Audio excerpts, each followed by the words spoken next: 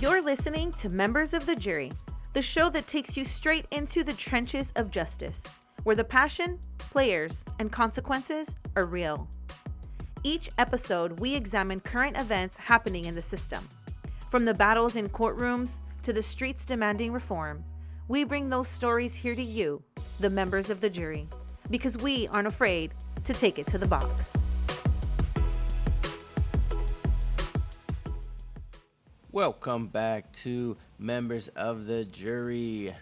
This is something new that I'm adding to Season 4, where I am providing a monthly recap about national trials and criminal justice reform events. If you're new to the show, here's the premise. My name's Lucas. I'm in my 9th year working as a public defender, and I hold the government to their burden and champion the presumption of innocence. This podcast looks at the biggest criminal justice stories, the most complex trials, appellate and Supreme Court rulings, and asks the question that the Constitution demands to be answered in a courtroom. Did the state prove it beyond a reasonable doubt? Because we all know the presumption of innocence is actually a myth. The prosecution, law enforcement, and the media narrative, it's a massive, well-oiled machine. And our job as members of the jury is to throw a wrench into that machine, strip away the emotion, and look strictly at the facts. We have 2 massive cases to talk about. The first one is a fascinating case study in how juries weigh circumstantial evidence when the state tries a murder case without a body, without a crime scene, and without a murder weapon. Then we're going to pivot over to New Mexico for a huge systemic and procedural win at the state Supreme Court involving cross-border police searches. So let's get into the first trial. On July 9th of 2026, a California jury found 44-year-old Larry Millete guilty of first-degree murder for the death of his wife, Maya Millete. For context, Maya went missing back on January 7th of 2021. From the very beginning, this case captivated the public, largely because the bizarre details surrounding their failing marriage. The prosecution was led by a senior district attorney who presented the case over 8 weeks and built it entirely on circumstantial and digital evidence. The argument was that Larry was a master manipulator who became dangerously consumed by jealousy and obsession as Maya prepared to file for divorce. The state laid out a compelling, escalating timeline of control. They showcased how Larry paid online spellcasters in desperate attempts to bind her to him, and they presented a highly contested 12-hour window on January 8th where Larry's whereabouts were unaccounted for. The prosecution emphasized a chilling detail.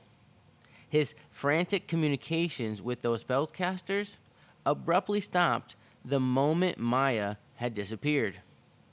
Ultimately, the government leaned heavily on the premise that Maya, who was a devoted mother of 3 children, would never voluntarily walk away from her family. But if you take a step back and look at the case objectively, you have to look at the massive structural gaps that the defense had to work with. The defense was led by a private attorney, and they anchored their argument on the most fundamental principle that the system requires: the burden of proof. They looked at the case. There was no body. There was no murder weapon.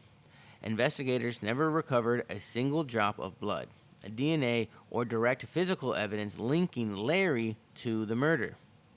The defense argued that Larry's erratic behavior, including the spellcasters, was the tragic flailing of a man in deep emotional turmoil over his marriage's ending, not the calculated premeditation of a murderer. They urged the jury not to let their moral judgment of his toxic behavior replace physical proof. So, how did the jury weigh in after an 8-week trial that was built entirely on circumstantial evidence against a complete lack of forensic Proof? Well, they deliberated for less than 7 hours before returning a verdict of guilty. In the legal world, a turnaround that fast in a complex no-body case is kind of staggering. It tells us that it's hard to believe that the jury thoroughly reviewed all pieces of evidence before coming to a decision. They found that the totality of his behavior was just that overwhelming. Immediately, jurors spoke to the press. One of the jurors openly admitted that they didn't know exactly how Larry committed the murder, but they were confident that it was him. The fact that he had stopped inquiring with the spellcaster was a big indication to them. But this verdict does open up a fascinating dialogue about how do we define beyond a reasonable doubt. That is a question that often comes up. There is really no way to quantify it. Does a mountain of bizarre, obsessive behavior combined with a suspicious timeline equal first-degree murder? This jury unequivocally said yes. Because there was no body or definitive crime scene, this conviction is definitely headed for an appellate fight. Now, I want to shift gears because while that Millete verdict was all about circumstantial evidence, we got a massive victory constitutionally for constitutional rights and physical evidence out of the New Mexico Supreme Court. On July 8th of 2026, the court handed down an opinion in State v. Causey. These were the facts of that case. The defendant, Adrian Causey, was a passenger in a car driving through Texas. A Texas sheriff deputy pulls the car over for an equipment failure. The deputy starts asking questions, gets the driver out of the car, goes back to Causey, questions him, pats him down, and eventually searches the vehicle without a warrant, finding a handgun behind the passenger seat. Causey is eventually charged in New Mexico with first-degree murder related to a shooting that happened days prior in Bernalillo County. The state tried to bring the gun that was seized in Texas into evidence in the New Mexico trial. The state's argument was basically this search happened in Texas. It was done by a Texas cop under federal law or Texas law. This should be admissible. The New Mexico Supreme Court looked at this and said, absolutely not. They ruled that under Article 2, Section 10 of the New Mexico Constitution, the state affords broader protections against unreasonable searches and seizures than the federal baseline. The court held that if you are going to prosecute a man in a New Mexico courtroom, you play by New Mexico's constitutional rules. So the court suppressed the gun. That's a huge win. It effectively stopped, quote, evidence laundering in a way.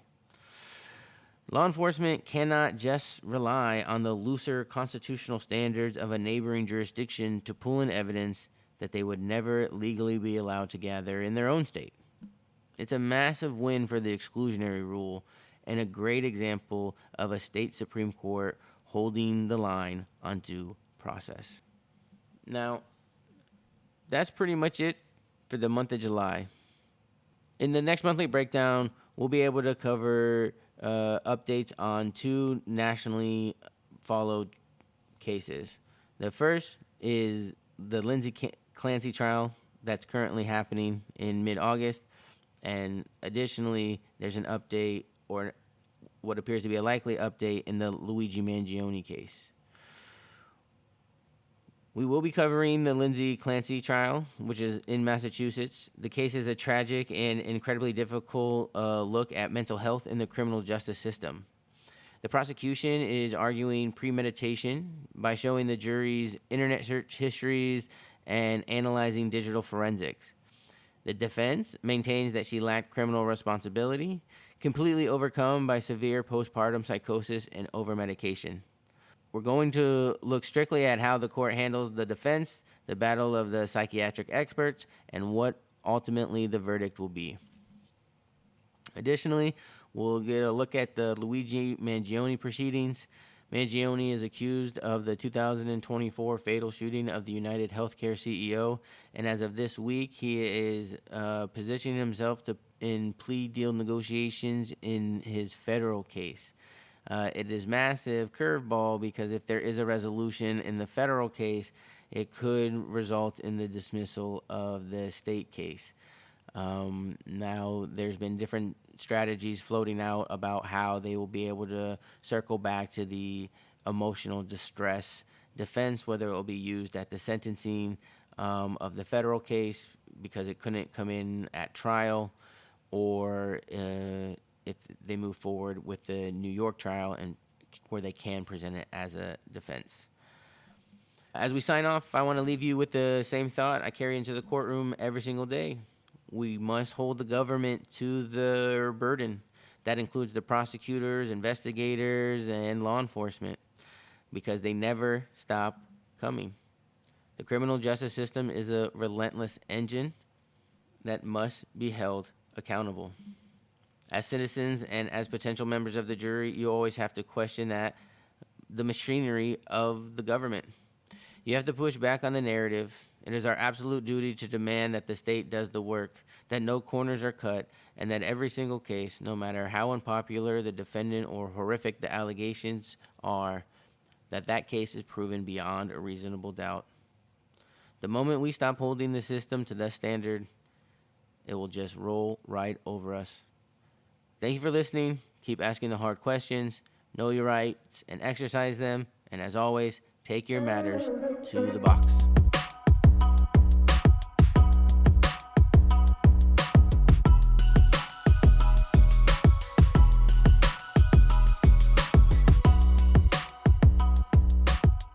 Well, members of the jury, that's our show, and I rest my case. Be sure to come back next episode as we take another matter to the box. If you're a fan of the show, go ahead and subscribe. You can also find us on social media at Members of the Jury. If you want to be a guest or have any feedback, be sure to email us at lhursty@membersofthejurypod.com.